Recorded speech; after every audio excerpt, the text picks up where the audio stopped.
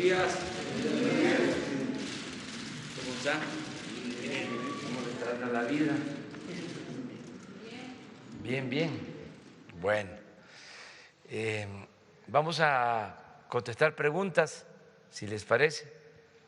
¿No tenemos pendientes? Bueno, vamos a empezar con una compañera.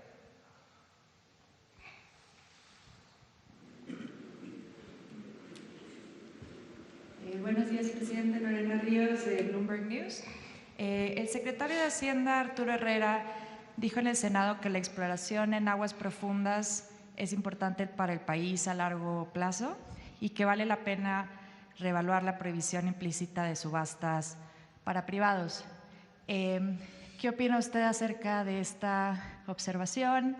¿Qué es lo que se necesita debatir? ¿Quiénes deben hacerlo?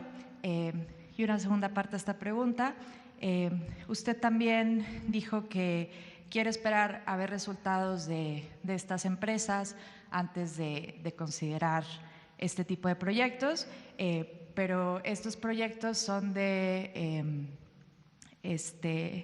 la producción no se estima que sea antes de 5 años, entonces, ¿cuánto tiempo tiene planeado esperar? Gracias. Sí,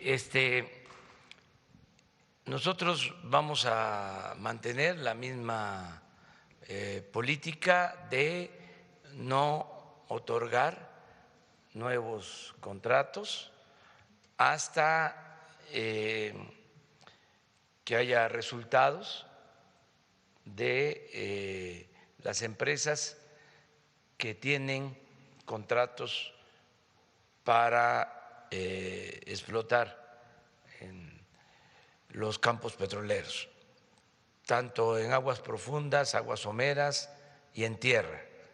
Lo que queremos es resultados.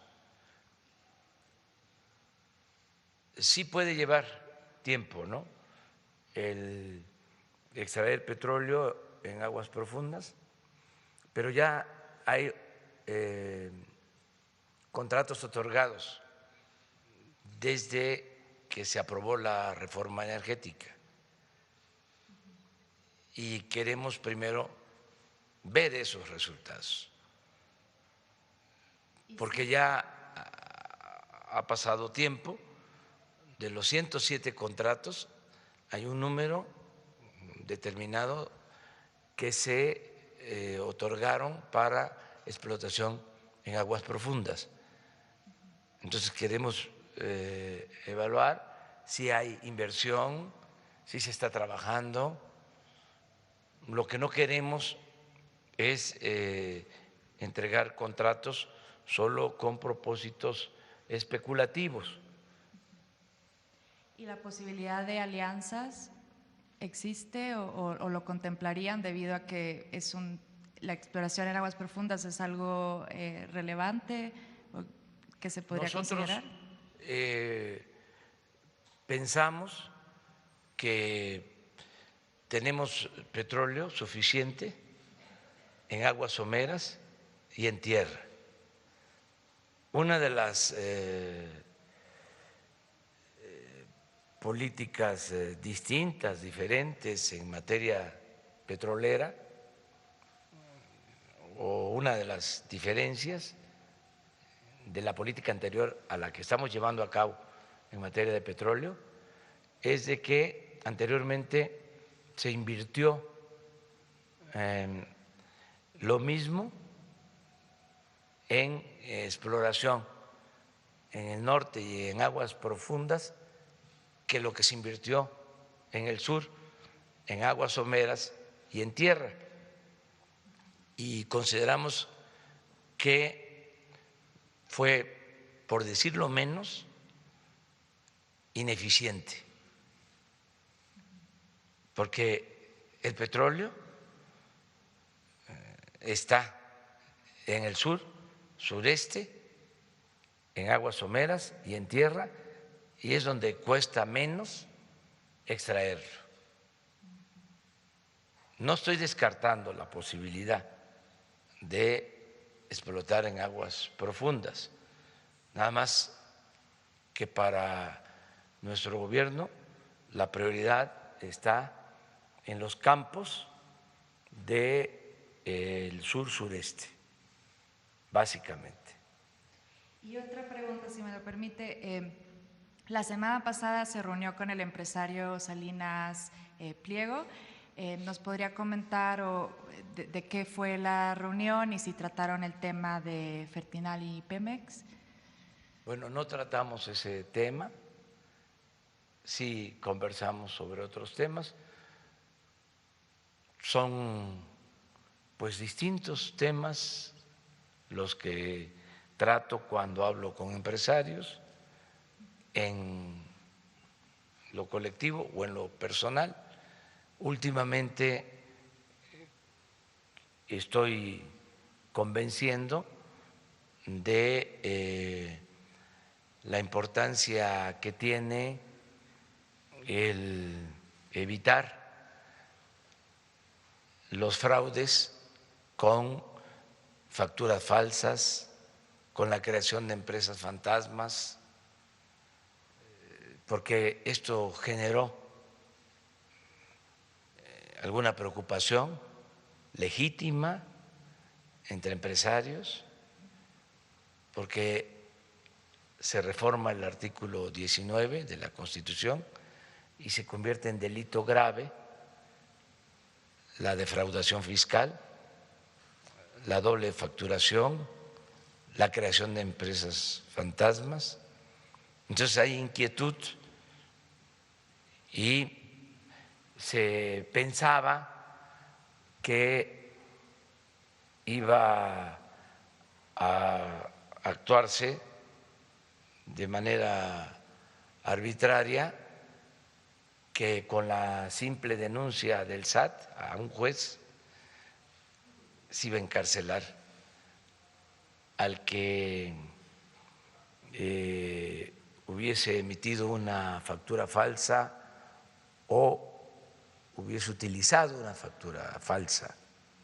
Entonces les explicamos que no es así. Primero el SAT hace la investigación, llama a los afectados o presuntos defraudadores, si compraron este Podium y les dieron una factura falsa, pues pueden ellos mostrar que tienen el Podium y que fueron engañados. Eso es una atenuante.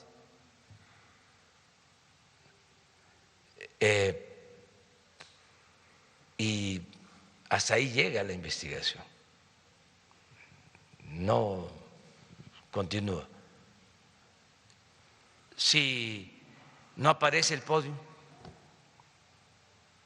pues entonces sí, el SAT turna el caso a la Procuraduría Fiscal. También la Procuraduría Fiscal hace su investigación. Si considera la Procuraduría Fiscal que en efecto hubo fraude, entonces tiene que preparar un expediente y lo presenta a la Fiscalía General, al Ministerio Público. Esta autoridad también llama a los involucrados, a las partes, hay presentación de pruebas, defensa. Si el Ministerio Público considera que en efecto hubo fraude, ya lo turna al juez y el juez decide. Si hubo fraude, entonces sí, es prisión, mientras se desahoga el proceso. Pero también se puede acudir al amparo. Hay formas de defensa. Estos temas son los que estamos tratando en estas pláticas con todos y pidiéndoles a los empresarios que nos ayuden porque surgió como plaga lo de la doble facturación o las facturas falsas y se calcula que mediante este mecanismo la evasión fiscal llega a más de 300,000 millones de pesos al año. Nosotros tenemos el compromiso de no aumentar impuestos, de no crear impuestos nuevos, pero esto significa al mismo tiempo que se terminen los privilegios fiscales. Son los temas que tratamos. Pero me preguntaste es otra cosa primero. Ya, lo de los campos petroleros. Sí, o sea, podría tomar un periodo de 5 años antes de ver resultados. ¿Usted estima que, o sea, le daría ese plazo o cuánto tiempo contempla? Nosotros vamos a hacer una evaluación a finales de este año de todos los contratos y estamos dando facilidades para que se invierta, porque lo que nos importa es que se cumplan los compromisos, no es apostar a que no cumplieron y denunciarlo o quitarles el contrato. No, lo que nos importa es que se invierta y se extraiga petróleo. Pero hasta ahora esto no ha sido posible. Han transcurrido 4 años después de la reforma energética y es cosa de ver lo que decían, que para estas fechas pues iba a llegar inversión extranjera al sector energético a raudales y que íbamos a estar produciendo mucho petróleo. Engañaron, esto no sucedió. Apenas una empresa extranjera, una empresa italiana, está empezando a producir petróleo de esos contratos. Y estamos hablando de alrededor de 3,000 barriles diarios. Entonces queremos resultados, porque todo lo demás es propaganda o es especulativo. Tenemos que ser serios, responsables. Si yo anuncio de que van a entregarse más contratos para aguas profundas, aunque en los hechos, en la realidad, esto no signifique que vaya a haber producción ni en 5, ni en 10, ni en 15 años, solo de manera demagógica, pues puede ser que inversionistas, fondos de inversión se interesen en invertir, pero no es serio eso. Eso es engañar. Es mejor decir la verdad. Y ellos tienen que demostrar que donde se entregaron los contratos para agua profunda están invirtiendo y no le hace que lleve tiempo cuando van a empezar a producir. Porque lo que se dijo originalmente fue un engaño, no obedece a la realidad.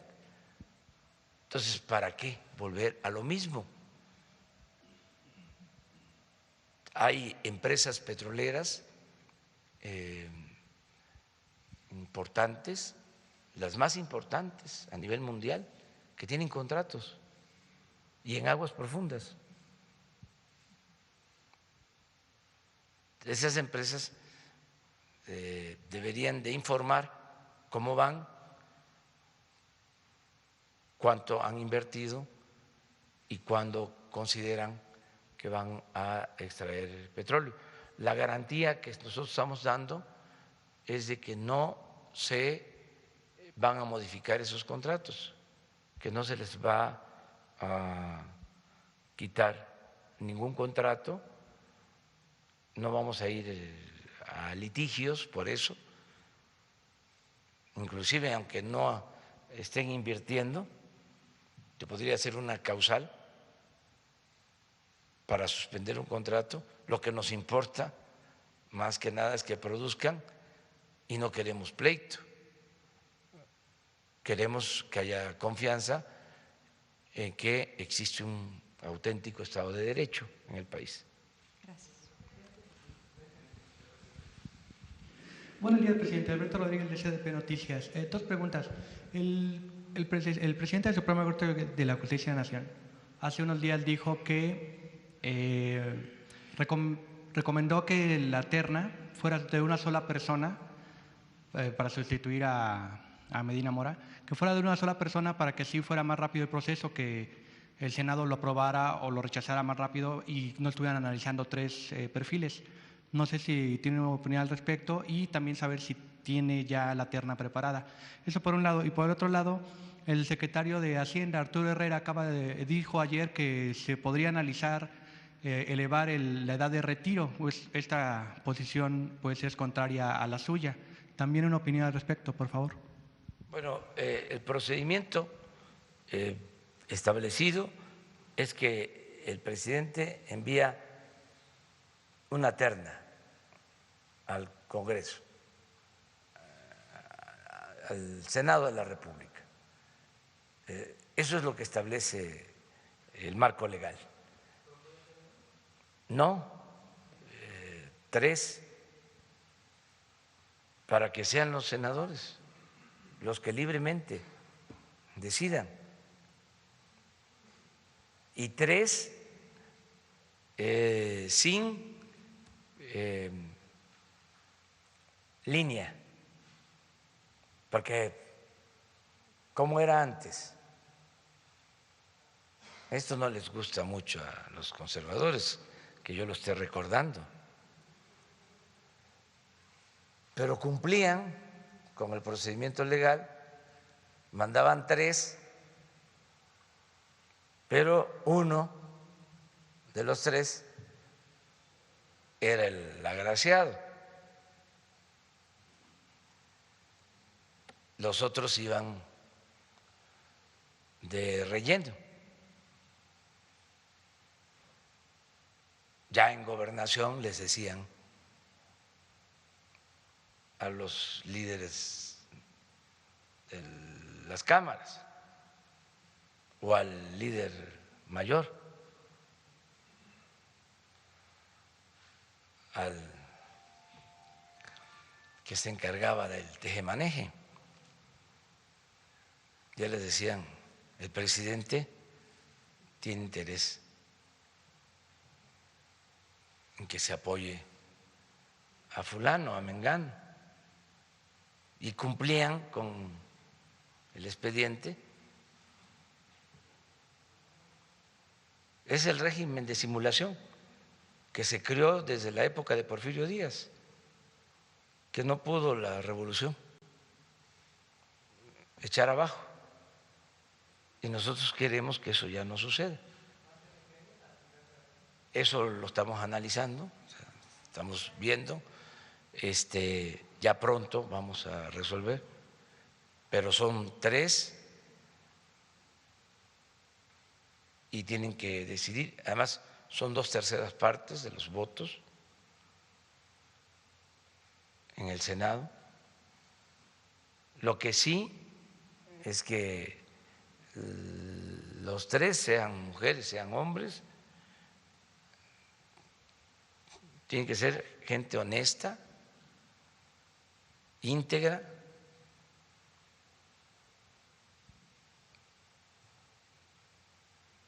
de confianza para los ciudadanos, no incondicionales de los servidores públicos. Mujeres, hombres con criterio, cercanos al pueblo, a la ley, no al poder. Eso es lo que se va a procurar. No estoy de acuerdo con que se amplíe la edad de retiro. De una vez lo expreso, mientras yo sea presidente, no va a modificarse la edad en lo que a nosotros corresponde. Es decir, no va a haber ninguna propuesta para aumentar la edad de retiro. Nosotros tenemos que actuar con una política laboral distinta a la que se aplicó en el periodo neoliberal. No queremos saber nada del periodo neoliberal. Fue un fracaso rotundo y ya no queremos seguir con lo mismo. No es más de lo mismo.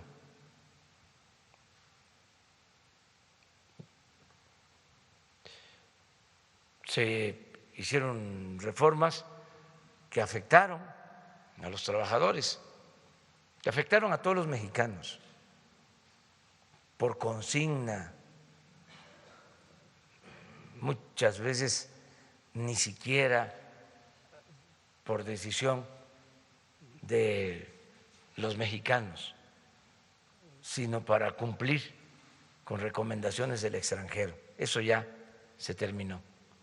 No hay política neoliberal. Ya no vamos a seguir con eso.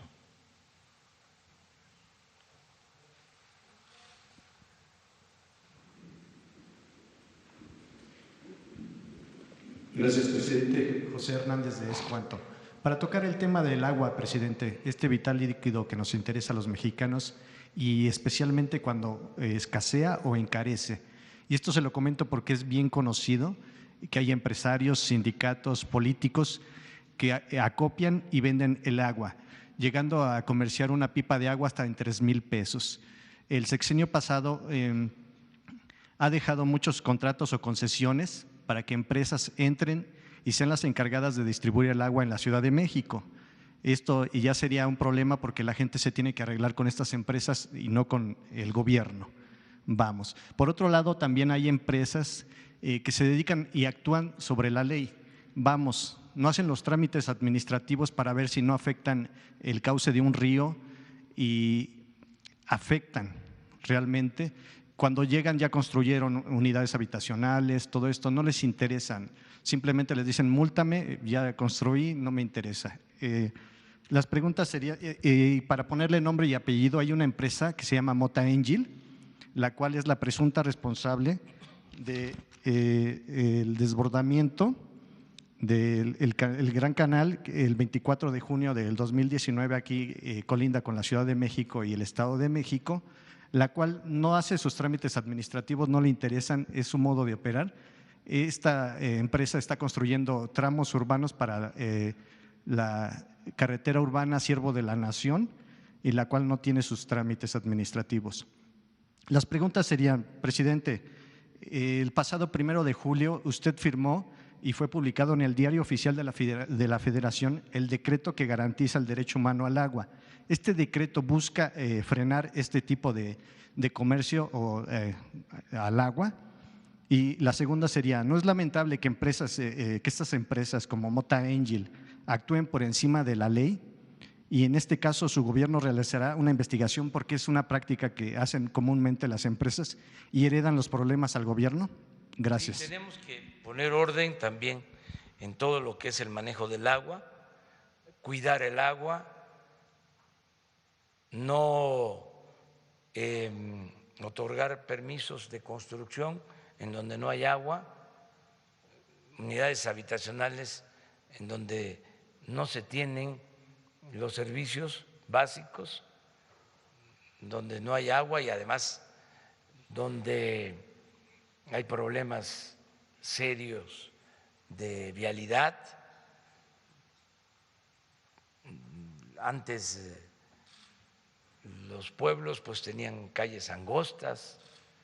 Si en esos pueblos se autoriza la construcción de unidades habitacionales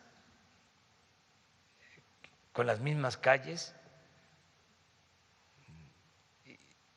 pues se generan problemas graves. No puede estar el negocio inmobiliario por encima del interés general. Se tiene que terminar con la anarquía, tiene que haber desarrollo urbano, tiene que haber planeación. Lo mismo en el uso del agua. En general, nosotros queremos que los asentamientos humanos, las plantas que necesitan agua, los cultivos que utilizan mucha agua, pues se puedan realizar, se puedan llevar a cabo en donde hay agua disponible. Si casi el 70% del agua del país está en el sur-sureste, pues tenemos que planear que el crecimiento poblacional se dé donde tenemos el agua. Cómo estar produciendo cerveza casi en el desierto, además para exportar cerveza.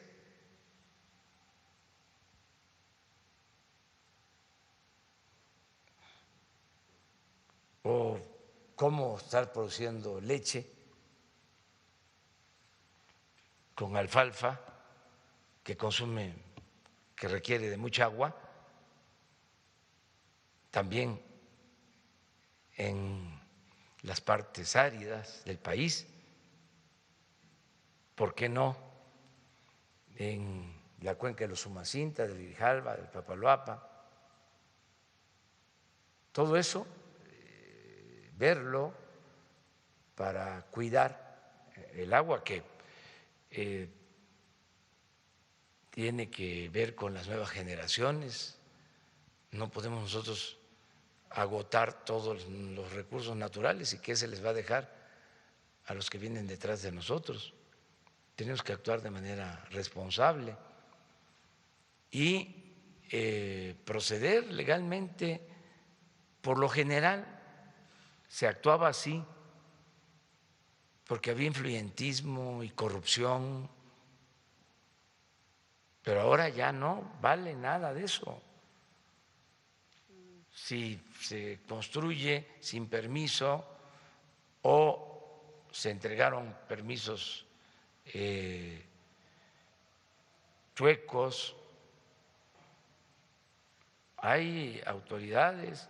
El secretario del Medio Ambiente, Víctor Manuel Toledo, para poner un ejemplo, es una gente honesta. Además, toda su vida ha sido defensor de la naturaleza, del medio ambiente. Es un profesional. Antes, ¿cómo era antes ya parezco disco rayado. Pero pues esa secretaría a veces hasta se entregaba por compromisos políticos. Ahora este señor es un experto, un especialista de los mejores académicos del país y sobre todo honesto, porque también pueden ser científicos, pero no honestos. Los hay. Entonces, son las dos cosas para atender esto que estás planteando y de manera específica la denuncia la recogemos y vamos a darle seguimiento. Sí, presidente, porque bueno, comentarle, dejaron muchas concesiones de agua y realmente para tapar todo esto hubo un incendio casualmente en Conagua donde estaban todo el papeleo y híjole, se escucha muy raro, pero hay problemas y hay que hacer una denuncia real ahí. Sí, y no se va a permitir, ¿qué les digo a los corruptos desde aquí? Ríndanse, los tenemos rodeados. Compañera. Gracias.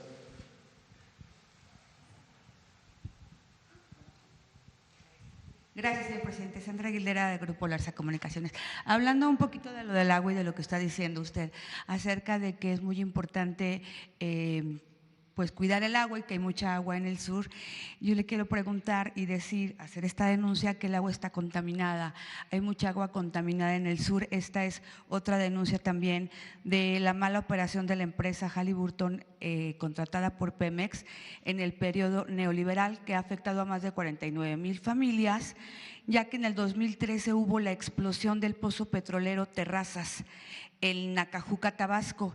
Estuvo exhalando gases tóxicos por más de 55 días y noches interrumpidamente, contaminando el medio ambiente y causando daños a la salud de la población, a los animales, así como bretaduras a sus viviendas.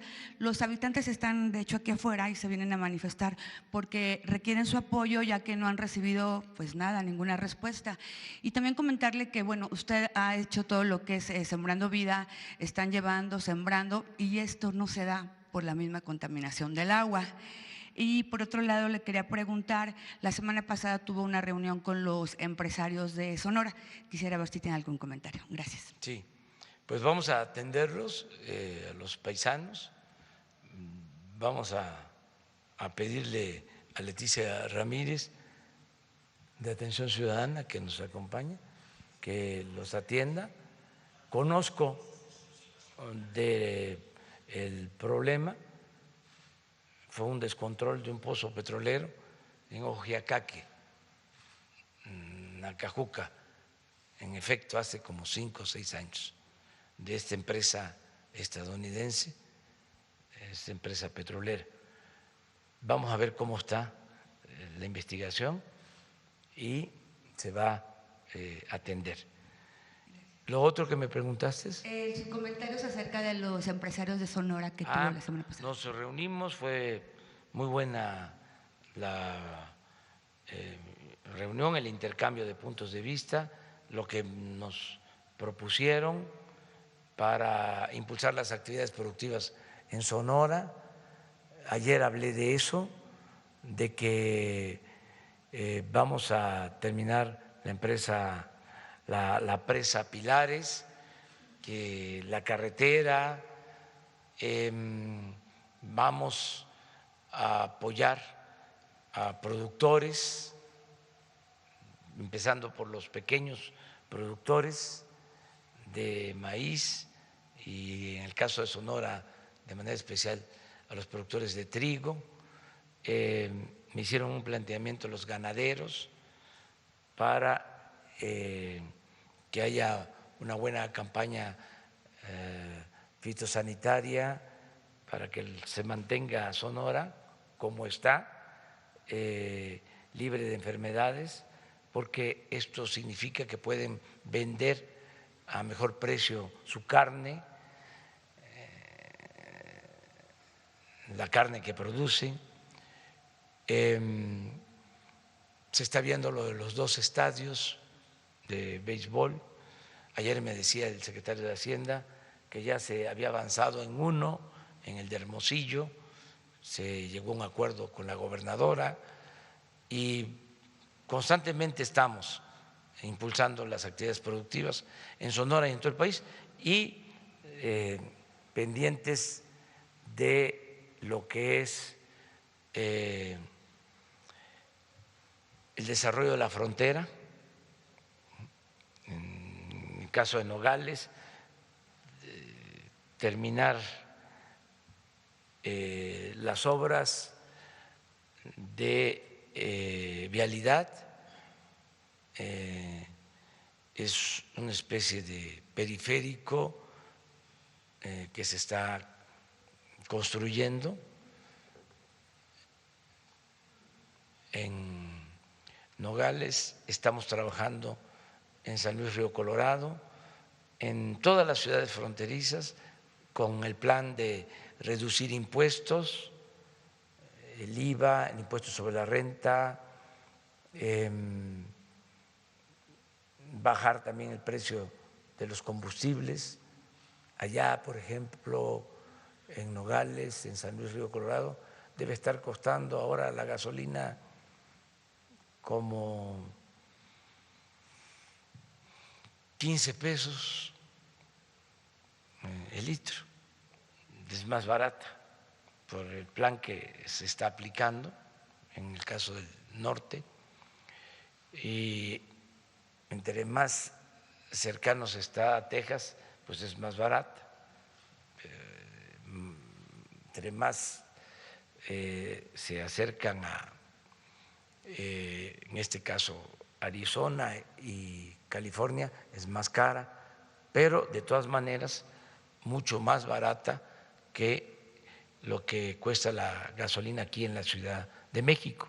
Entonces estamos dando apoyo a toda la franja fronteriza. ¿Y la carretera que se iba a entregar para abril o para mayo, para Sí, cuándo ya estará? Ya lo dije también ayer, se sigue trabajando, ya falta muy poco, muy poco, y yo espero que pronto ya se termine.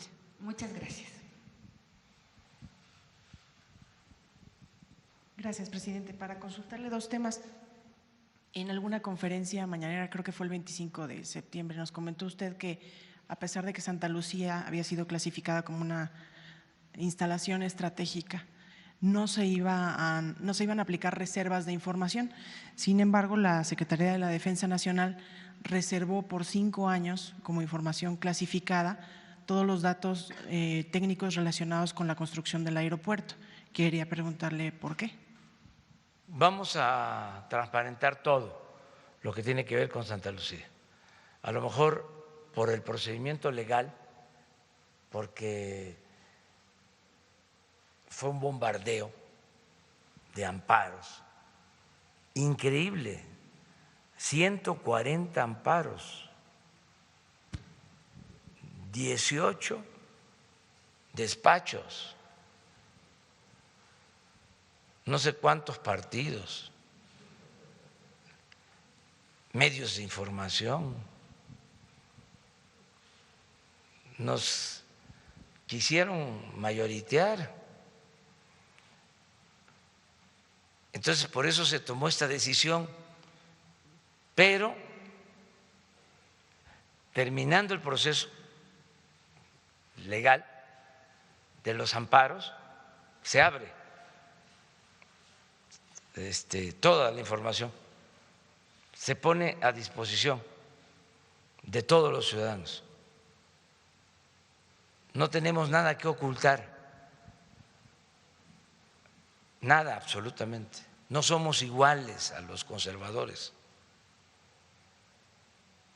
Entonces, por eso es probable que se haya hecho lo de la reserva en tanto se terminaba el juicio. Pero la instrucción que se tiene es de transparentar todo el proceso. Miren, ayer llegó una solicitud, nada más para que tengan una idea de cómo son los conservadores, que además no son mis enemigos, porque yo no tengo enemigos, ni quiero tenerlos. Son, si acaso, mis adversarios. Pero son muy especiales. Pobre Juárez, que los padeció. Pobre Madero, que los padeció. Pobre el general Lázaro Cárdenas, que los padeció. O sea, en general los liberales que los padecieron. Porque además son muy hipócritas, pues. Esa es su doctrina. Tiran la piedra y esconden la mano. A veces hasta fingen ser liberales, cuando en realidad son conservadores. Ayer pidieron un informe al Instituto de la Transparencia. Además, imaginen, este instituto lo creó el conservadurismo, lo apoyaron los de la supuesta sociedad civil y la prensa conservadora, el Instituto de la Transparencia. Nunca vieron nada de corrupción, cuesta 1.000 millones de pesos mantener ese instituto. Y a ver si, Leti, no le pides a Laura que si me da la solicitud que pidieron sobre un informe de mi persona, para que vean en qué están metidos. Entonces, nosotros vamos a transparentar todo.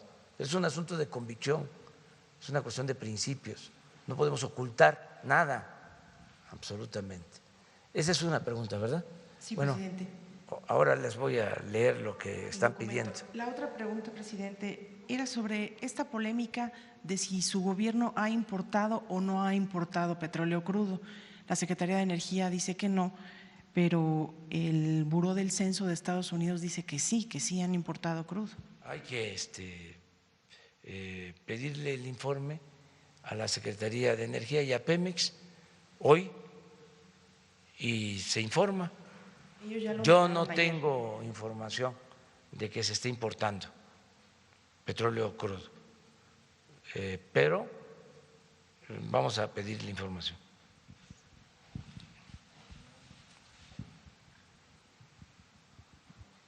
Gracias, presidente. Buenos días. Daniel Blancas, de Crónica. La semana pasada usted refería aquí el caso de Puebla y decía que del huachicol se había pasado al huachigas. Estuvimos revisando los datos de Pemex y lo que usted refería es desmesurado, presidente. En Puebla ha aumentado 800% el número de tomas clandestinas de gas.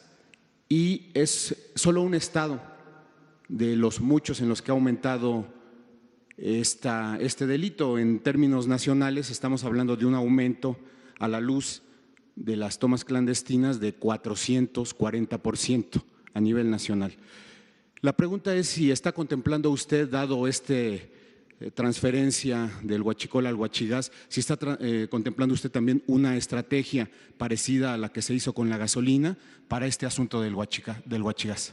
Sí, lo estamos viendo y sí, en efecto, ha crecido el robo de gas y se está ya atendiendo el problema.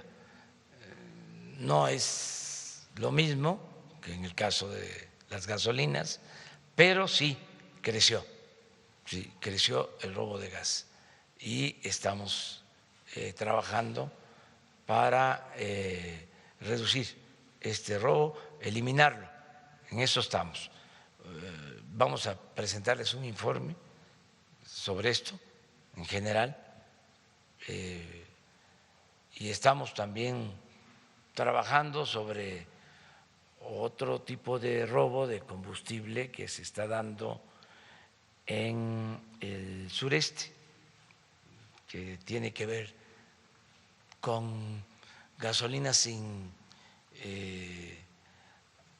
aditivos que se están vendiendo a precios más baratos,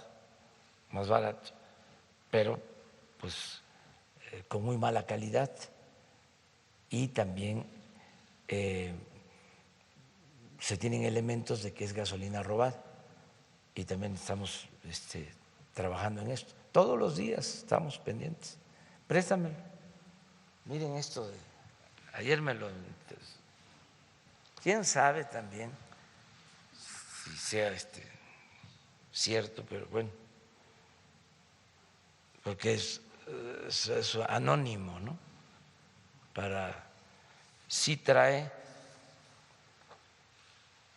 el sistema de solicitudes de información, Instituto Nacional de Transparencia, acceso a la información y protección de datos personales, acceso a enlace, Oficina de la Presidencia de la República, Unidad de Transparencia. Miren lo que piden. Solicita constancia médica y psiquiátrica del presidente de la República, Andrés Manuel López Obrador, con los generales de una institución médica de nivel y sus visibles, tales como papel membretado, timbrado del médico o institución médica que expide la constancia con fotografía. La fotografía debe estar cancelada con el sello y la firma del médico que la expide, tiempo que ha sido médico del paciente. Dar a conocer el estado de salud local y fecha de la consulta, sello y firma del médico. También se solicita un análisis general de orina y de química sanguínea a la fecha actual del mes de octubre, así como el dictamen cardiovascular de la persona, especialmente consultando enfermedades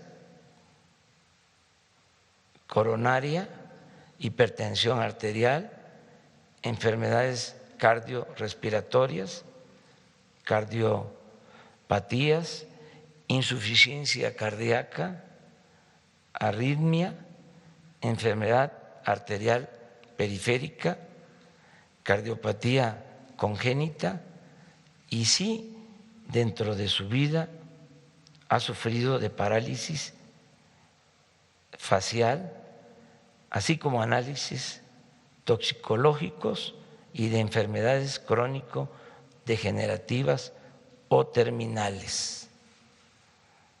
Imagínense, no se miden, o sea.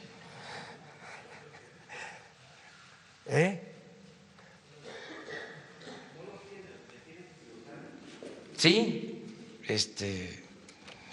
pues voy a tener que ir al… Pero así están. ¿Para qué? Estoy al 100. Me dio una gripa, pero ya estoy saliendo.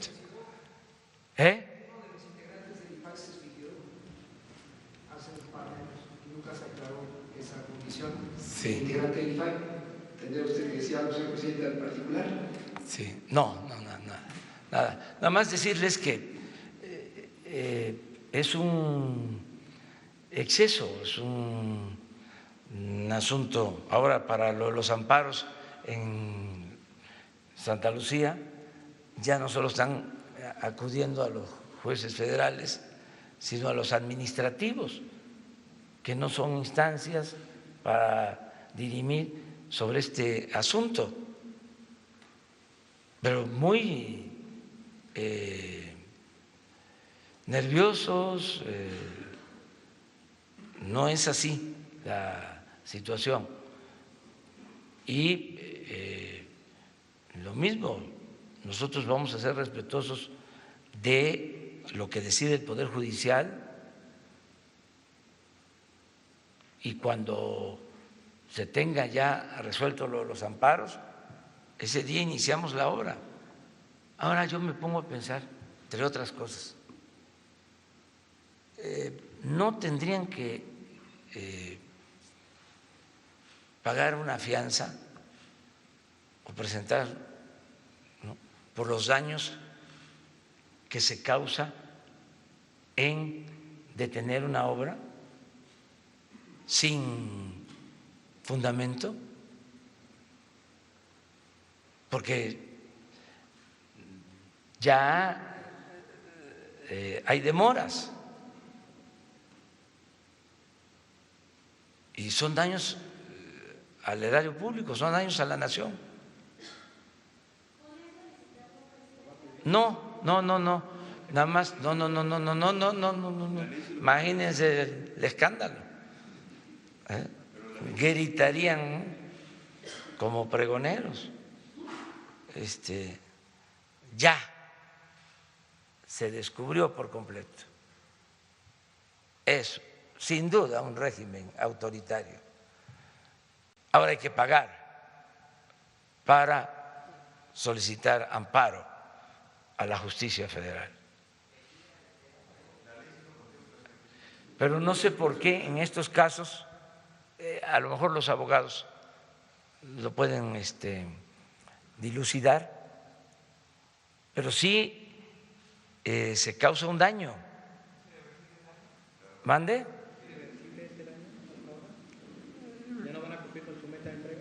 No, vamos a cumplir porque los compromisos se cumplen y porque les vamos a demostrar que estaban equivocados, que estaban defendiendo un proyecto caracterizado por la corrupción. Es un monumento a la corrupción, ese aeropuerto inconcluso, que no tuvo amparos, no hubieron prácticamente amparos, no hubo campaña en medios, no hubo protestas de ambientalistas. Imagínense lo que es acabar con el lago Nabor Carrillo y no hubo protestas.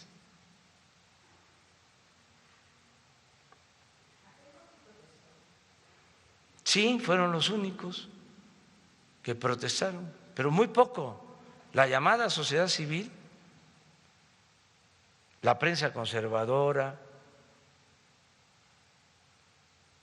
los ambientalistas, no dijeron nada o muy poco.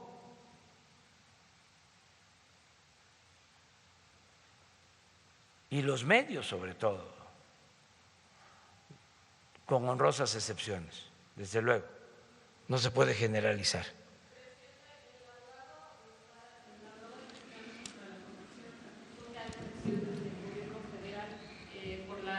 Buenos días, perdón. Por la revocación, porque se revocó la suspensión que ya se había otorgado a la obra. Incluso están pidiendo que ya la Suprema Corte de Justicia de la Nación atraiga los amparos que faltan por resolverse. ¿Qué responde a estas acusaciones del abogado de esta asociación? Pues que no dice la verdad.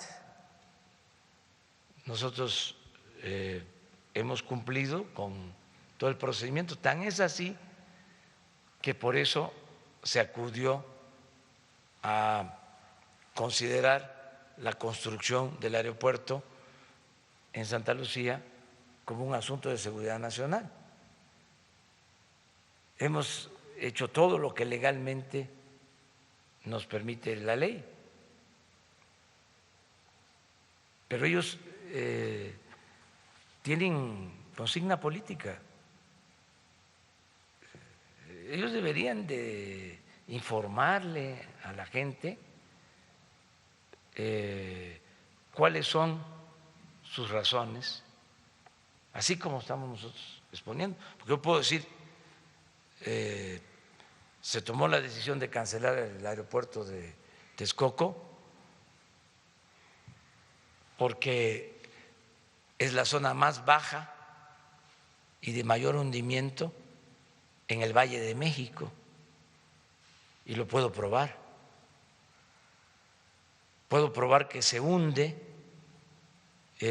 constantemente el suelo, puedo probar de que el suelo firme está a 20, 30 y hasta 50 metros de profundidad.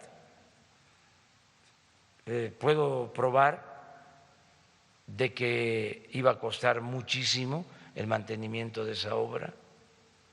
Puedo probar que se afecta un vasorregulador con problemas para la ciudad, problemas de inundación en la ciudad, porque es un vasorregulador natural, el lago de Texcoco. Puedo probar que se estaba destruyendo toda una obra de recuperación del lago de Texcoco que se empezó a realizar hace 40, 50 años, que se creó la Comisión de Recursos Hidráulicos del lago de Texcoco, manejada la comisión por el ingeniero Krushan, y que se invirtieron miles de millones de pesos. Puedo probar que para construir 3 pistas en el mediano plazo,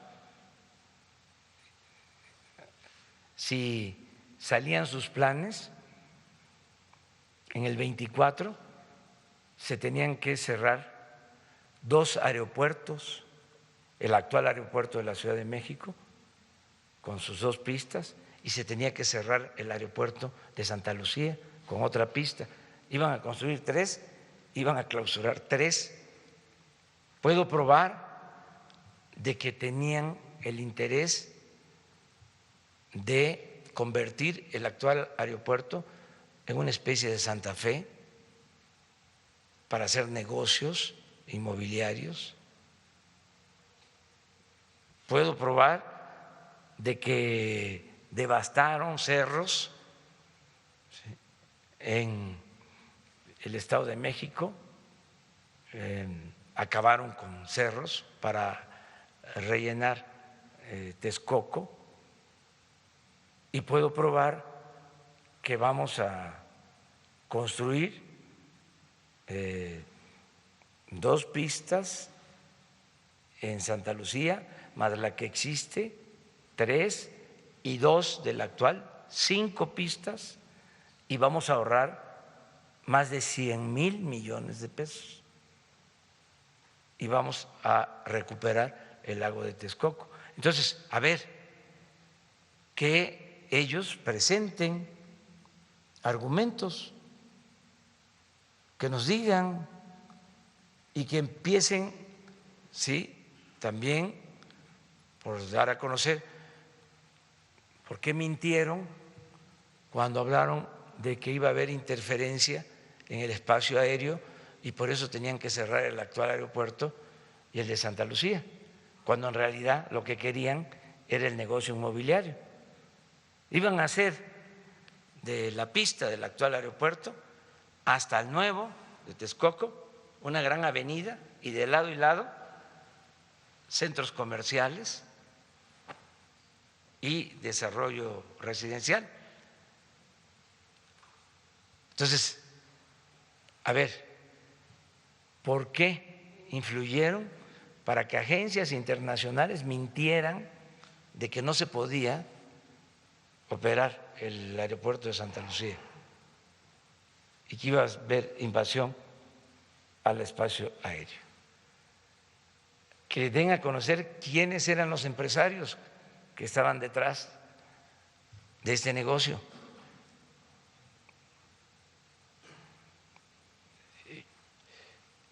Y que nos digan cuál es pues, el interés o la razón por la que no quieren que se construya el aeropuerto en Santa Lucía. O sea, que informen y que quiénes son los de esta sociedad, quién paga, quién pompó, diría mi paisano, mi finado paisano. ¿Quién está pagando todo esto? ¿De dónde sale el dinero? ¿Quién está financiando a estas sociedades? ¿De dónde obtienen sus recursos? Transparencia. Una de estas sociedades supuestamente es para combatir la corrupción. Si no hay transparencia, pues no se puede estar combatiendo la corrupción. Entonces, que se dé la cara, que se transparente todo este asunto, y qué bueno también que haya este debate para que se aclaren las cosas, ¿no? Sí. Buenos días, presidente. Ayer en las páginas del periódico El País, el mismo reportero que aquí vino a preguntarle sobre el desastre que le había dejado en cuestiones de seguridad, El País acusaba que una mancha indígena estaba replegando el gobierno de Lenin en el Ecuador. ¿Qué opina sobre este levantamiento donde, bueno, prácticamente Ecuador ha luchado por los derechos de los indígenas y por la gente de abajo, y cuando también es un gobierno progresista el que había dejado Correa, y pues prácticamente pues es un gobierno, un país que es hermano de América y por supuesto de México? Bueno, nada más desear que se resuelvan los problemas en Ecuador. En efecto, somos pueblos hermanos. Nosotros somos respetuosos de la situación política de cada país, no opinamos sobre eso. Lo que deseamos es que se resuelvan sus diferencias de manera pacífica, que no haya violencia, es lo que puedo plantear. No vamos nosotros a intervenir en este caso. Ojalá y se llegue a un acuerdo. Siempre lo deseamos. Y con el tema de la industria de la construcción, presidente, a junio de este año se cayó el 7.8% de esa industria, 60,000 empleos han desaparecido, se congelaron, y 50 empresas correlacionadas con esa industria de la construcción pues prácticamente han tenido alguna pérdida. ¿Cómo se va a reactivar esa industria, presidente? Y le pongo algo sobre la mesa en específico sobre Acapulco Guerrero, donde los contratistas o empresarios de la construcción, que son 66 grupos locales, acusan que el gobierno federal que tiene aglutinada esa industria y que no les han convidado, digamos, pues para que ellos también participen, ya que bueno, los peones, los albañiles, pues son los que generan y reactivan la economía, la de abajo, la que usted defiende y que está impulsando, presidente. ¿Qué me puede decir por ello? Pues que estamos impulsando toda la actividad productiva del país. Sabemos la importancia estratégica que tiene la industria de la construcción. Es con lo que más pronto se reactiva la economía. Tiene un efecto multiplicador, se hacen obras, se generan empleos, se generan beneficios a la población. Y se está promoviendo el que se impulse la industria de la construcción. Estamos, por ejemplo, invirtiendo más que nunca en construcción de caminos, en mantenimiento de caminos, 20,000 millones de pesos este año. Y vamos a continuar así. Estamos por iniciar, ya comenzó, pero va a ser así masivo, el trabajo de construcción de aulas y de reparación de aulas en 170,000 escuelas primarias del país, como nunca se había visto. Y el Infonavit ya empezó también a reactivar toda su actividad en construcción de unidades habitacionales. Ahí se detuvo un poco por casos de corrupción durante mucho tiempo. Se construyó y se construyó mucho, pero mal, al grado de que hay miles de departamentos abandonados, vacíos, unidades habitacionales construidas en zonas de riesgo, actos de corrupción de empresas constructoras. Entonces estamos poniendo orden. Muchos quisieran que aprobáramos todo. A ver, lo más importante es que haya crecimiento. No pongan ninguna traba, no revisen nada, cierren los ojos y vuelvan a como era antes, ¿no? Y así va a haber crecimiento, porque si no, se para la economía. Es una especie de chantaje, pero nosotros ya no queremos que sea igual, en nada, no queremos parecernos a lo que hicieron anteriormente, porque imperaba la corrupción en la industria de la construcción. O sea, estamos recogiendo obras tiradas, inconclusas, de todo tipo, escuelas, hospitales, unidades habitacionales abandonadas, tiradas, mal hechas, ¿sí? Carreteras inconclusas, puentes, de todo. Entonces, pues no es, a ver, cerramos los ojos. O lo del fracking, por ejemplo. Hace falta el gas, extraigamos gas con fracking. No vamos a producir a costa del deterioro del medio ambiente. Es desarrollo sustentable. O esto mismo, ¿no? Más contratos. Y no solo para la explotación petrolera en aguas profundas, más contratos para la minería. Tenemos que cuidar el medio ambiente. Les decía sobre, lo voy a estar repitiendo y repitiendo, sobre el código de ética de las corporaciones en Estados Unidos, en donde ya no es nada más la utilidad, no es crecer por crecer, es cuidar el medio ambiente, pagar buenos salarios. Son otros elementos a considerar para el desarrollo, pero sí estamos conscientes de que hace falta más inversión, ayer, antier,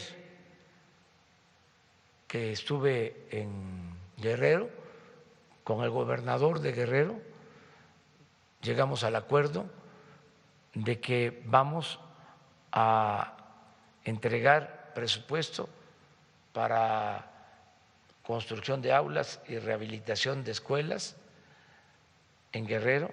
Son alrededor de 10,000 escuelas. Y voy a ir a Guerrero a firmar el acuerdo y a entregar la parte de la federación que nos corresponde, y él se comprometió a aportar la mitad. Y esto ya lo estamos haciendo en Puebla y lo vamos a hacer también en Oaxaca y en todo el país.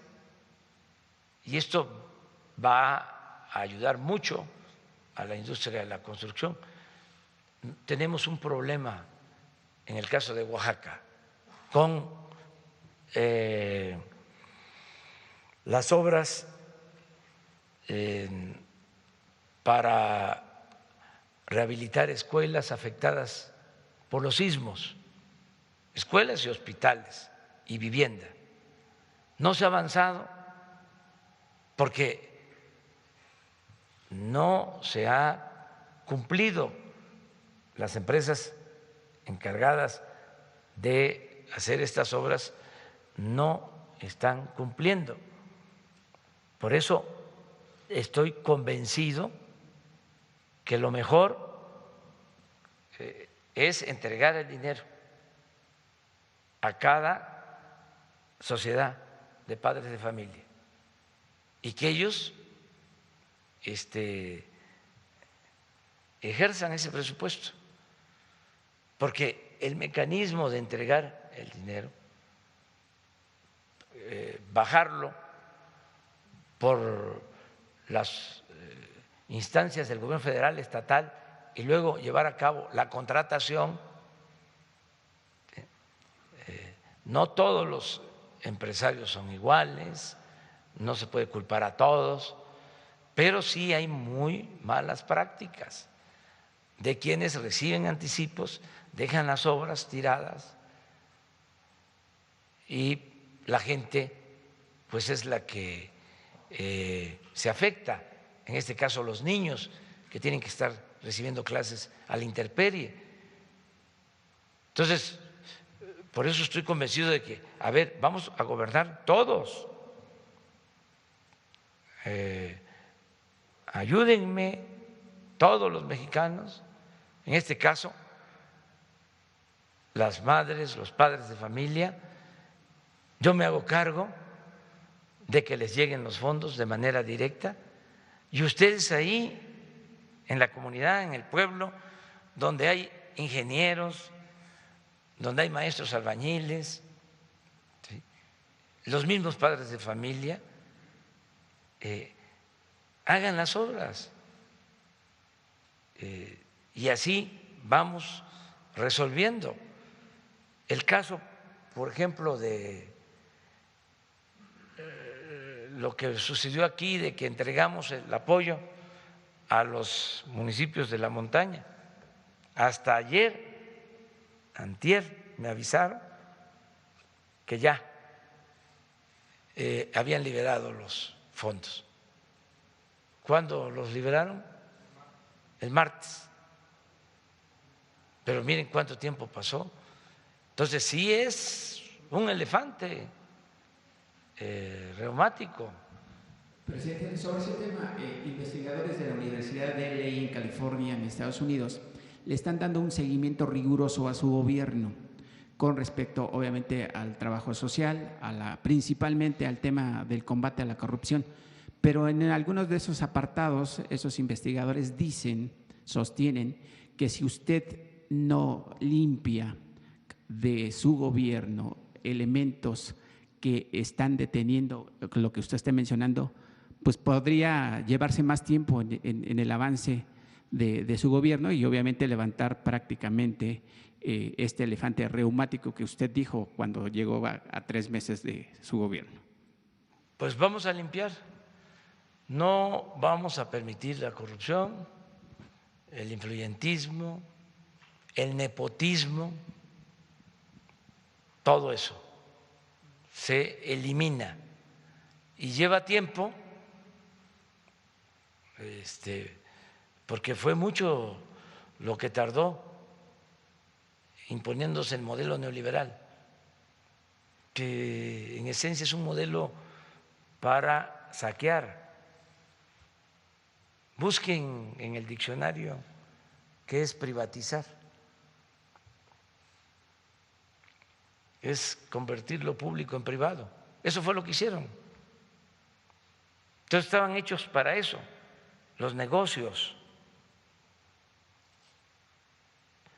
Les decía yo ayer que gente sin experiencia de repente se convertía en proveedor del gobierno.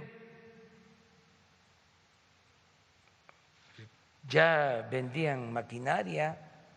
Oye, pero si tú estabas trabajando en tu despacho como abogado o eras asesor de un diputado y ahora te volviste proveedor. Acuérdense también todo esto que hacían de las empresas fantasmas, donde las trabajadoras domésticas, los choferes, familiares, socios de empresas. Entonces, cuesta acabar con eso, pero vamos a limpiar. Ya tomamos esa decisión. Además, deja mucho. La verdad, no tiene uno que andar preocupado de dónde va a salir el dinero o no hay dinero, cómo le hacemos para mejorar las escuelas si no hay dinero. No hay presupuesto. Si se elimina la corrupción, hay presupuesto para las escuelas. Y alcanza el presupuesto para lo fundamental. No hay ningún problema si se evita la corrupción. Entonces, es lo que estamos llevando a cabo y vamos a continuar con esta política de limpiar de arriba para abajo. Y los que piensan que se van a agazapar y que nos van a engañar, pues se van a llevar una sorpresa, porque cada vez hay más transparencia. Cualquier negocio que se quiera hacer ilegal, de inmediato se sabe. Hasta ahora no hemos tenido ese problema. No hemos tenido problema, solo lo que se heredó de actos de corrupción y la Fiscalía se está ocupando.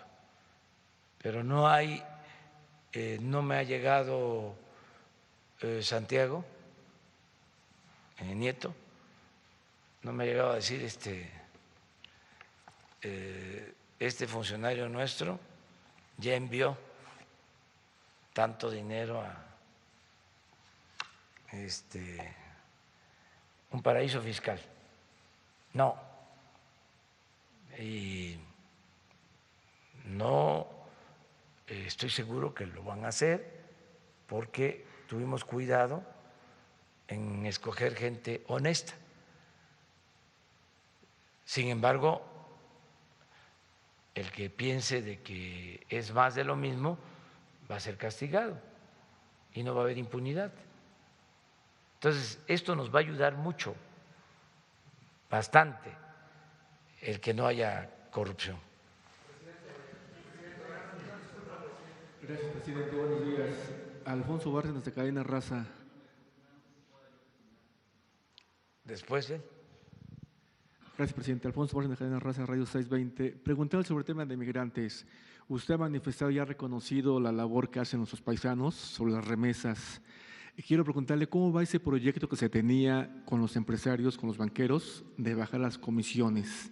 Si hay realmente una voluntad por parte de ellos, en caso de que no haya, ¿no ha pensado usted a través del Banco de Bienestar atraer esos recursos? Será muy importante precisamente también. Y otro tema, ayer se manejaba precisamente del programa Sembrando Vida, de que ha habido una disminución. ¿Cuánto se debe esa disminución de la migración? Por favor, presidente. Sí, pues son muy buenas las preguntas. Ya la Comisión Nacional de Banqueros, la Asociación Nacional de Banqueros, nos presentó un informe sobre el costo de envío de remesas. Y de acuerdo a este informe, México anda,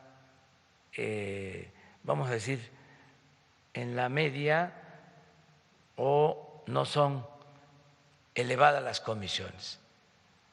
Aclaro, según la Asociación Nacional de Banqueros, ese informe se les entregó aquí, me parece,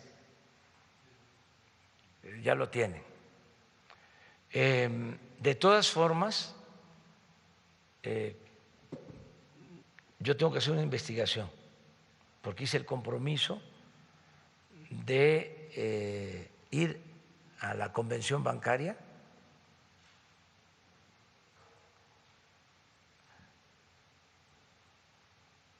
y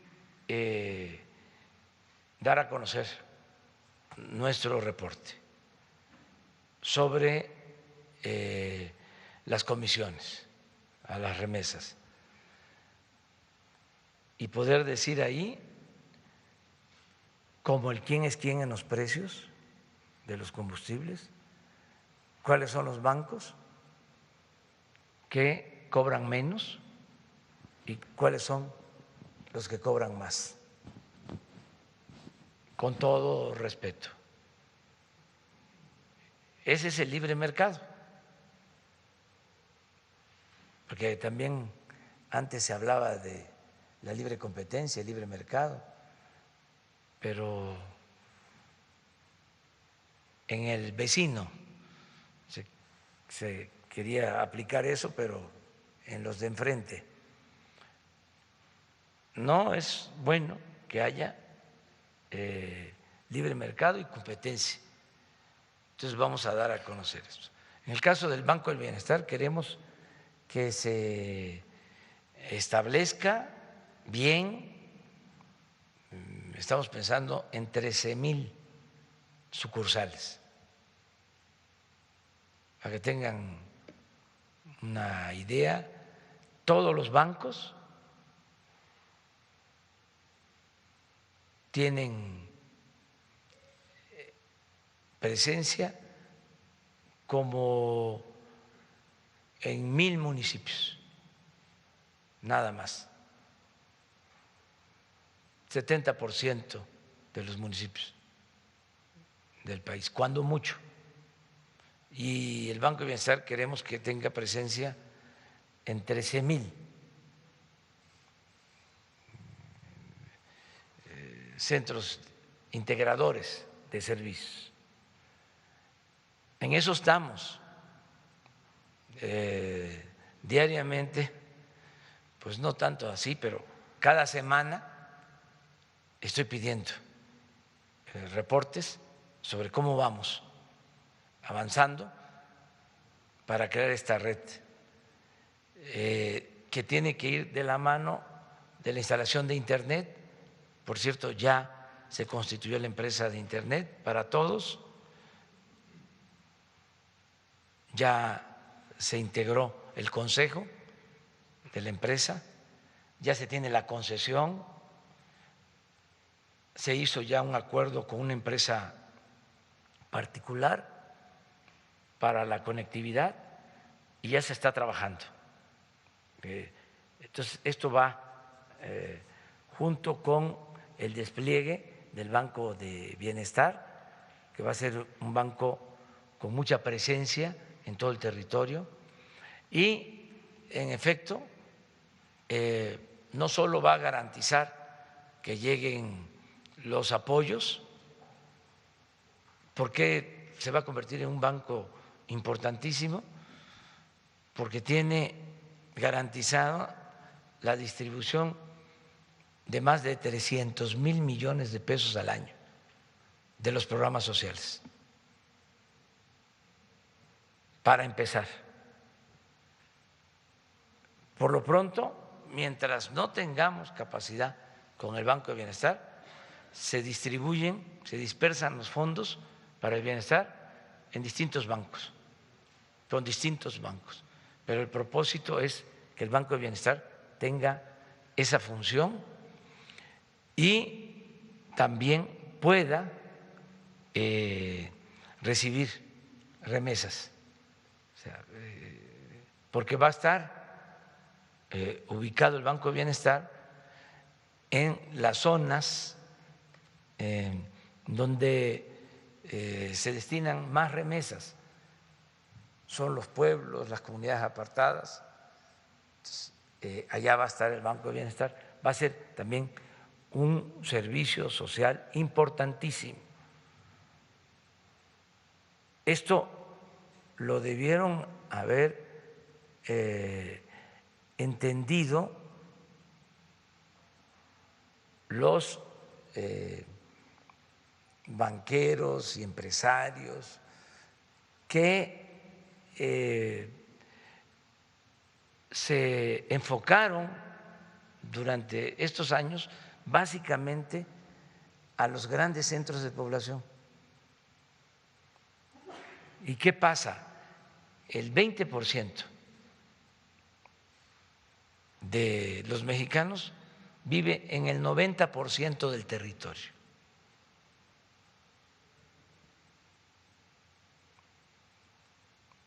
Y el 80% de los mexicanos vivimos en el 10% del territorio.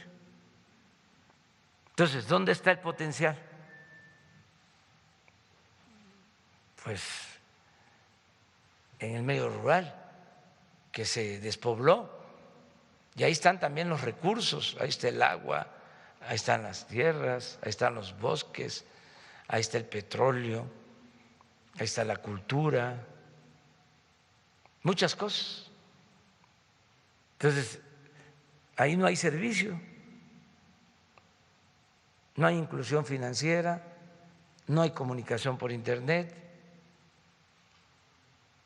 Entonces, ahora es atender de la periferia al centro, cambia la estrategia, que podamos comunicar primero a las comunidades más apartadas, que esas comunidades tengan acceso a estos servicios como el Banco del Bienestar. En eso estamos. No es un asunto fácil, pero todo el tiempo estamos procurando que se cumpla con esto. Terminamos nada más con… Gracias, presidente, por la apertura y un llamado respetuoso a los compañeros de comunicación para que pues no se nos arrebate el micrófono, que pudiera interpretarse como algo orquestado o algo dirigido. La segunda pregunta, presidente. Ayer se desarrollaron los premios de la Casa Editorial, en donde se convocan o están convocados pues científicos, académicos, investigadores de los más importantes del país. hay cierto desencanto, pude notar, digamos, en sus discursos, en sus palabras, cierto desencanto. Se trata de investigadores, de científicos que no son los que usted ha referido, estos que tenían lujos, que pertenecían a una mafia o que tenían cierto tráfico de influencias. Estos investigadores son pues, reconocidos a nivel internacional por sus aportes, por tenderle la mano, digamos, a la niñez, a la juventud en temas de acercamiento a la cultura, de acercamiento a la ciencia. Pero le decía yo que noté cierto desencanto respecto a su gobierno. Mi pregunta es, pienso que la directora de CONACYT no lo está ayudando mucho a acercarse con este tipo de investigadores de aula, de laboratorio, que están haciendo cosas por el país. Mi pregunta es, ¿su gobierno está divorciado de esta clase de científicos que están aportándole a la niñez y a la juventud en conocimiento? ¿Está divorciado su gobierno? ¿Y cuál sería su estrategia para caminar juntos? Porque mucho se dice que el desarrollo de un país siempre debe de ir de la mano de la investigación, de la ciencia y de la academia. Nosotros estamos apoyando la educación en todos los niveles de escolaridad y desde luego lo que tiene que ver con el desarrollo científico, tecnológico y a los investigadores, a los que se dedican a las ciencias naturales, ciencias sociales, en general se apoya. Puede ser ese ambiente, es una percepción, porque durante mucho tiempo también dominó una política en lo científico, en la promoción a la tecnología o a las nuevas tecnologías, y ahora ha habido un cambio. Yo le tengo absoluta confianza a la directora del CONACYT, ya lo dije, es de sentido común, de juicio práctico. El CONACYT tiene ahora de directora a María Elena Álvarez, que es investigadora del CONACYT, del más alto nivel, así como los que posiblemente estuvieron ayer. ¿Sí? Es una científica, Premio Nacional de Ciencias, ni modo que se los hayan entregado por razones políticas, porque se lo entregaron creo que el año pasado o hace 2 años, Premio Nacional de Ciencia. Sin embargo, habían excesos, abusos, corrupción en todo lo relacionado con el CONACYT, y ella puso orden y se creó este mal ambiente. Pero los científicos y cualquier ciudadano, cuando recibe información, llega a entender las cosas, a comprenderlas. Cualquier ciudadano, porque también eso hay que tomarlo en consideración. O sea, es tan inteligente un campesino como un científico, porque se piensa que el nivel académico es lo que da la inteligencia. Hay veces que son eminencias y al mismo tiempo son neófitos en cuestiones sociales o políticas. Es que no tienen por qué saberlo todo, no tienen por qué ser todólogos, saberlo todos. Si leen en un periódico de la prensa conservadora de que se está afectando a los científicos, por muy inteligente que sean, pueden creerlo y tragarse. ¿No es cierto entonces? Usted No es cierto. No es, la mano tendida nada, hacia la nada. ciencia. A mí me ha tocado verlos, gente que supuestamente está muy bien informada. ¿Sí? Bueno, con todo respeto, no los estoy comparando a ellos, pero los que llevaron a México al desastre, todos casi científicos, graduados en universidades del extranjero, doctores, y miren cómo está el país.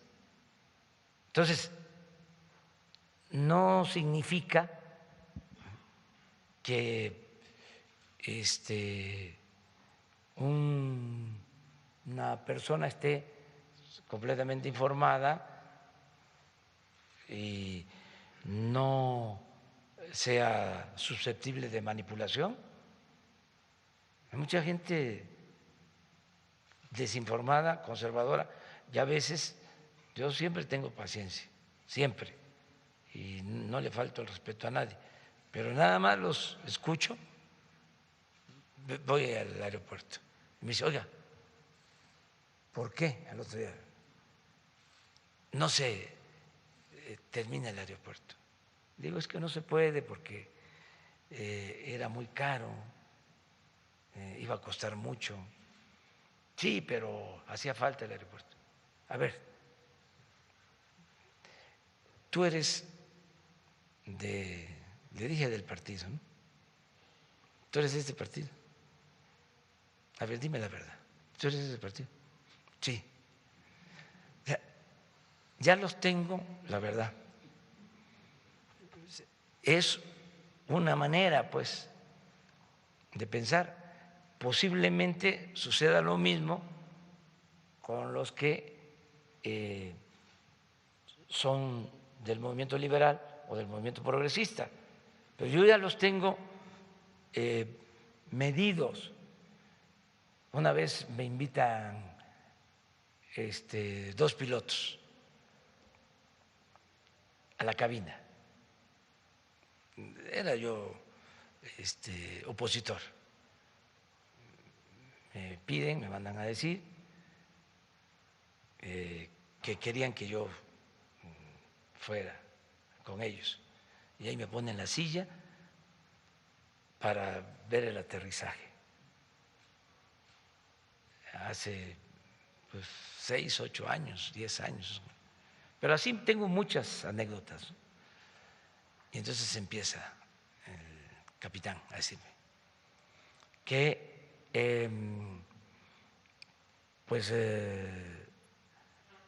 no estaba de acuerdo conmigo, pero que él aborrecía al PRI.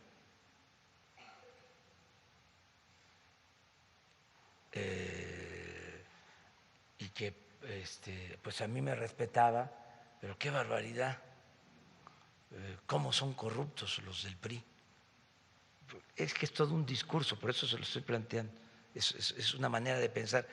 La respeto mucho, pero es casi un pensamiento hecho en serie. ¿Sí? Es una concepción. Entonces, y pues yo estaba callado, porque durante mucho tiempo escucho eso, o antes más. ¿Y no le parece a usted de que son muy corruptos? Yo, pues sí. Y me quedaba callado y realmente estaba yo viendo cómo aterrizaba el avión. Y al final, le digo, fíjate que seguramente el partido con el que simpatizas es igual de corrupto, son lo mismo.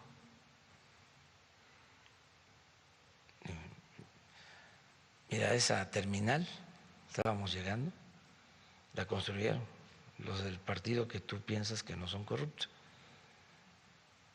Y no entregaron cuentas y costó carísima esa terminal. Y hubo también actos de corrupción. Entonces es lo mismo, le digo.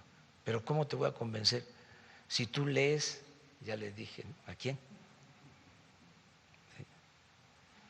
Escuchas en la radio a este. O sea,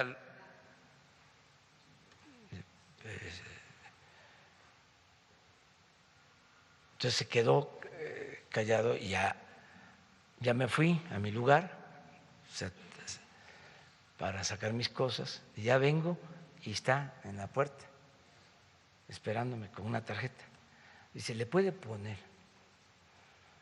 una dedicatoria a mi papá que le admira tanto? Digo, sí. Tu papá es un hombre inteligente, le digo. Pero ese es el asunto. O sea, no digo que sea así, sino que, bueno, ¿cómo fue la campaña Peligro para México? Finao Monsiváis decía de que una trabajadora doméstica comentaba, yo no quiero a López Obrador, no quiero. Y le decía a la señora de la casa, ¿y por qué? Si está diciendo que va a ayudar a los pobres, ¿por qué tú dices que no lo quieres? No, porque va a ser tremendo, se va a caer la bolsa. ¿Y tú qué tienes que ver con la bolsa? Por el bombardeo, pues. ¿Pero por qué no? Iba yo a Yucatán, o a Baja California, y me reclamaban de el plantón del Zócalo por la campaña, la guerra sucia. Entonces sí aturde, o sea, sí confunde. Entonces, ¿qué tenemos que hacer? Informar más, informar y ser respetuosos, porque también no podemos pensar que todos van a estar con nosotros, no puede haber pensamiento único, tiene que haber oposición. Sí, pero de los científicos se esperaría que trabajaran juntos con usted, con el gobierno, ¿no? No necesariamente, es el caso de los intelectuales. Los intelectuales no estuvieron con Madero, no, estuvieron con Porfirio Díaz y luego con Huerta. No. Y los intelectuales de nuestro tiempo, lo mismo, no todos. O sea, son cosas distintas.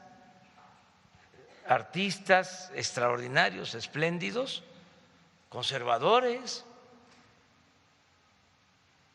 intelectuales de primera. Yo, la verdad, es que pues, un escritor conservador lo leo, lo reconozco, y lo que hago es que no coincido en sus posturas políticas. Hay muy buenos escritores, extraordinarios escritores, ¿sí? Y que son retrógradas. O sea, no el hecho de tener un nivel académico significa, ¿sí?, que van a tener una actitud cívica o van a tener conciencia de lo importante de un cambio, de una transformación. Por eso se requiere una auténtica reforma educativa. ¿Qué hicieron los tecnócratas? Hicieron a un lado la ciencia social, la ética, el civismo. Entonces, con todo respeto, yo, ¿para qué quiero un científico que aprende y que es una eminencia en hacer una bomba atómica para destruir?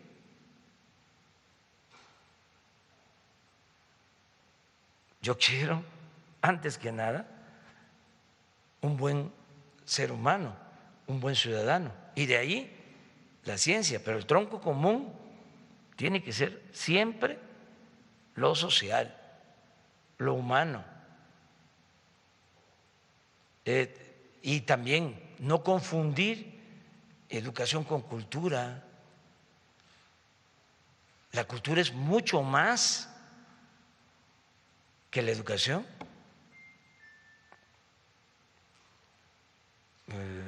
La novela de Mario Puzo, El Padrino, bueno, mandaba a sus hijos, a uno de ellos sobre todo, a estudiar en universidades del extranjero. ¿Y eso qué?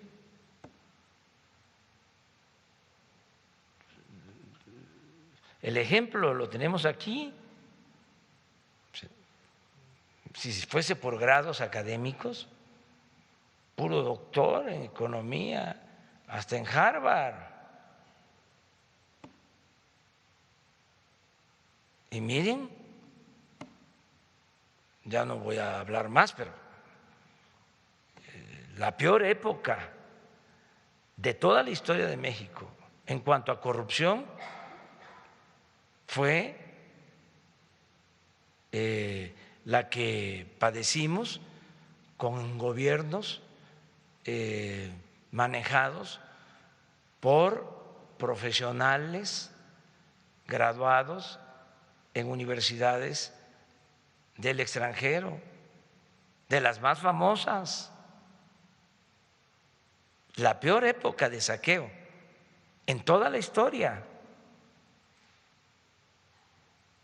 Entonces eso pues es relativo para decir que no sirve. ¿Sí? No es eso lo más importante. Morelos era un cura de pueblo y le decía a Andrés Quintana Roo, que era abogado, cuando le estaba dictando el texto de los sentimientos de la nación, ponga ahí, licenciado, usted, que es un hombre de letras, que se modere la indigencia y la opulencia. Ponga ahí, licenciado, usted que está preparado, que se eleve el salario del peón. Ponga ahí, licenciado, que se eduque al hijo del campesino y al hijo del barretero como el hijo del más rico hacendado. Y Andrés Quintana Roo, que era un abogado extraordinario, decía, señor, si es que lo que usted me está dictando, ¿sí?, no requiere nada más, no, de todas maneras, mire, ponga que haya tribunales que defiendan al débil de los abusos que comete el fuerte. ¿Qué científico social? A ver, pídanle a un economista que haga eso. Ahora, a lo mejor 3, 4 tomos, ¿no? Y los empiezan a leer y es como una doble dosis de Tafil. Bueno, nos vemos mañana. ¿Mande? Sobre la congresista de Sánchez Cordero en la Cámara de Diputados. Ella urgió a que se acelere o se contemple ya la legalización de la marihuana. De hecho, hubo un episodio ahí con una diputada que le obsequió un cigarrillo. Ella está urgiendo a esto. Usted ya nos había comentado que hacia finales de año se tendría la definición de cómo se va a llevar esto. También hace una semana, Mario Delgado habló acerca de la creación de una empresa estatal para regular el cultivo, el procesamiento y la venta eventualmente de productos derivados de la marihuana. ¿Qué tan avanzado está este proceso, presidente? Y si ya podemos pensar que está el gobierno encaminado hacia la legalización de los productos derivados de esto, de la marihuana. Y si me permite también, ayer nos dijo que hoy nos iba a decir sus consideraciones acerca del episodio de los normalistas de Lázaro Cárdenas, conocida como Tenería, sobre la retención de los choferes, la retención de los autobuses, y hoy nos iba a decir si se había cometido alguna irregularidad o no, por favor. Ya se resolvió este asunto, que es lo que yo celebro. Siempre van a haber estos conflictos. Lo importante es resolverlos con diálogo, sin represión, y que se puedan prevenir,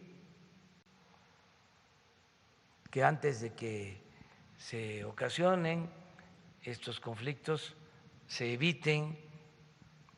Hay que estar todos atentos, desde luego, primero las autoridades, nosotros, estar atentos. Se dice en estos menesteres, y además aplica, que problema que se soslaya, estalla. Hay que estar atendiendo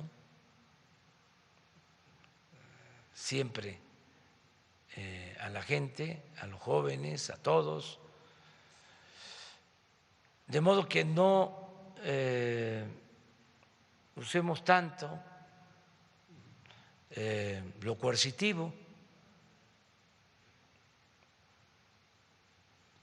Nada por la fuerza, todo por la razón y el derecho. Entonces, ya sobre eso. Lo demás es parte de un proceso, no lo estamos tratando todavía. Desde luego que la licenciada Olga, pues es responsable y es muy buena servidora pública y es libre. Una de las características de este gobierno es que se garantizan las libertades, todos pueden expresarse, manifestarse, no hay línea, pero cuando se trata de estos asuntos es como lo que me preguntaron de la edad, que el secretario de Hacienda no creo que haya dicho eso, pero en el caso que lo hubiese dicho o insinuado, pues ya es su punto de vista. Mi punto de vista en este caso es de que no debe de aumentar la edad de jubilación. Es parecido a lo que pueda opinar la secretaria de Gobernación, nada más que esto se resuelve a partir de una estrategia. Acuérdense que nosotros tenemos un plan de desarrollo y en ese plan de desarrollo viene con mucha claridad expuesto el problema de la inseguridad, de la violencia, la atención a las adicciones. Entonces nos apegamos a eso, y política es tiempo, todo a su tiempo.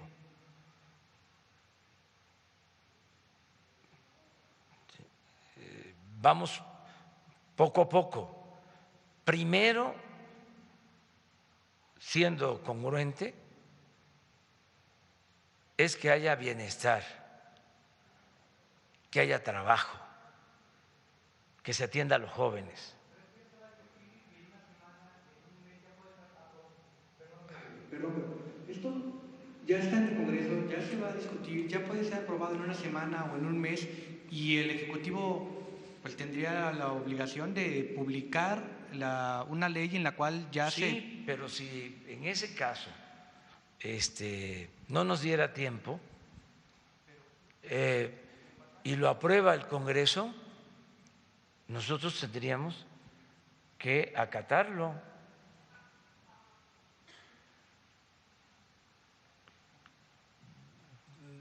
Les pongo el ejemplo del etiquetado para los productos envasados. Sí. Estábamos viendo con empresarios sobre eso, porque tenían ellos algunas dudas, y de repente lo aprueban por unanimidad, o casi por unanimidad, en la Cámara de Diputados. ¿Ya qué hacemos? Esos son los cambios, pues, que se están dando. O sea, son poderes autónomos, independientes. Pero sí, vamos a apurarnos nosotros, y si consideramos que no es el tiempo, que nos den plazos, la misma campaña en contra de las adicciones nos ha costado trabajo echarla a andar, porque primero no había infraestructura para atender a enfermos,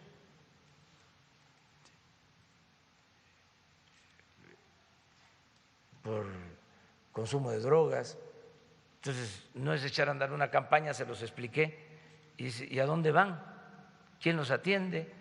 Entonces estamos creando, ya se avanzó en eso, en esta infraestructura. Bueno, la campaña ya comenzó, pero no se ha desplegado del todo, falta todavía. Entonces es un proceso, vamos poco a poco, pero sí son temas que debemos de ver con cuidado y no impedir, si es para bien, ¿sí?, que se aprueben estas reformas.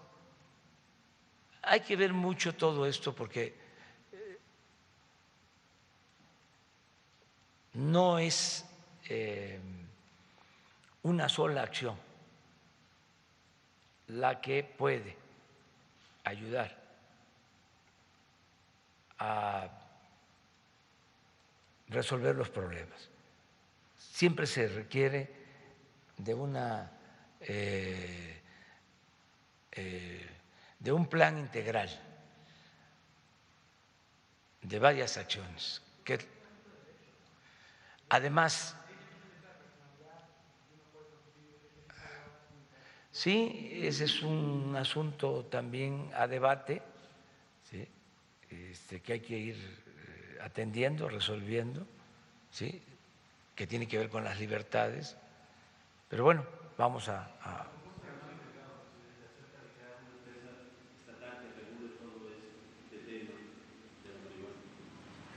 pues ahora, con todo respeto, no tenemos eso contemplado. No lo descarto, pero no está ahora en la agenda nuestra. Estamos atendiendo otros temas, ¿no?, que nos importan mucho. Muy bien, nos vemos mañana.